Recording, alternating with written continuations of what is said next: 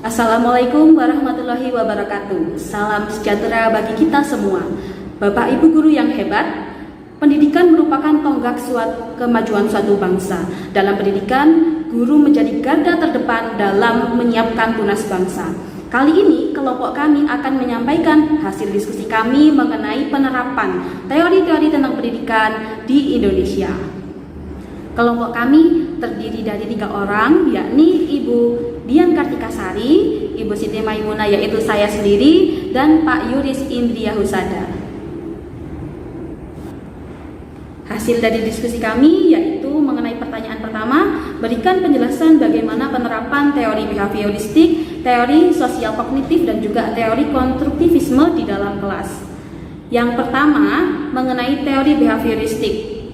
Teori behavioristik merupakan teori yang berpusat kepada siswa atau biasa disebut dengan teacher center. Lalu dalam proses pembelajaran, siswa yang bisa menjalankan tugas dengan baik akan diberikan reward, dan bagi siswa yang kurang bisa dan juga melanggar peraturan di dalam kelas akan diberikan punishment. Sebelum proses pembelajaran dalam teori behavioristik, guru dituntut untuk menyiapkan bahan ajar dengan baik.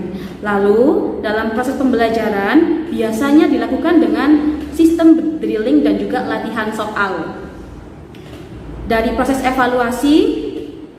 evaluasinya diberikan berdasarkan hasil dari penglihatan guru, dan pada proses pembelajarannya diberikan penguatan baik dari sisi positif maupun dari sisi negatif.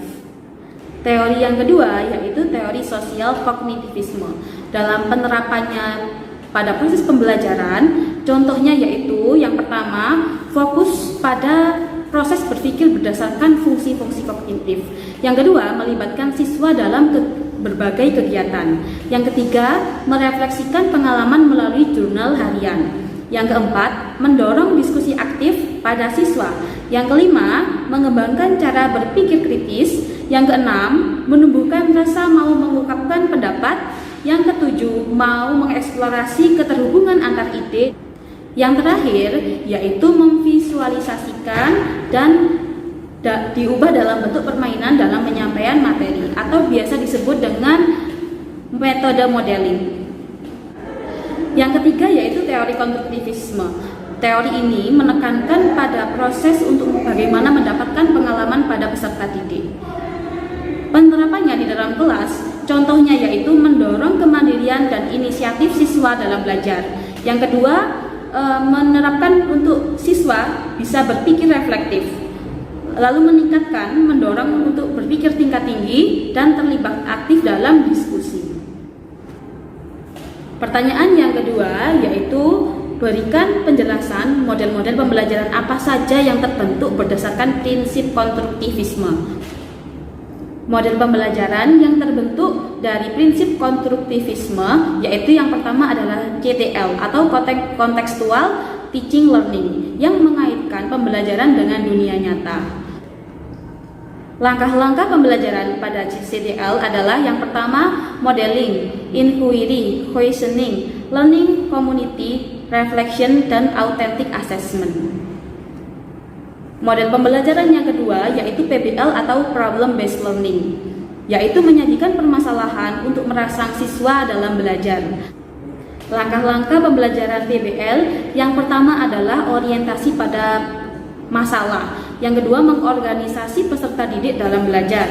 Yang ketiga, membimbing penyelidikan individu maupun kelompok, lalu menyajikan hasil karya, dan yang terakhir, menganalisis dan menemukan proses pemecahan masalah. Model yang ketiga yaitu PJBL atau Project Based Learning, yang intinya memberikan pengalaman bermakna dalam proses pembelajaran dan berpusat pada siswa dengan melibatkan tugas berupa proyek. Langkah-langkah pada PJBL dimulai dari pengenalan masalah atau pertanyaan. Yang kedua adalah mendesain perencanaan proyek. Yang ketiga, menyusun jadwal proyek. Yang keempat, melaksanakan dan monitoring proyek. Yang kelima, menguji hasil atau presentasi proyek. Dan yang terakhir adalah evaluasi dan refleksi. Semua tahap itu saling berhubungan sehingga dalam prosesnya tidak terhenti sampai di tahap akhir.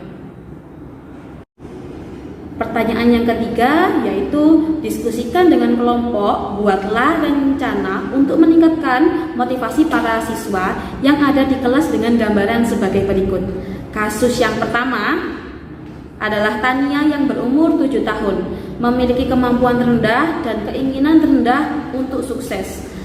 Cara untuk memotivasinya yaitu menggali kemampuan lain dan refleksi keadaan lingkungan untuk meningkatkan semangat siswa.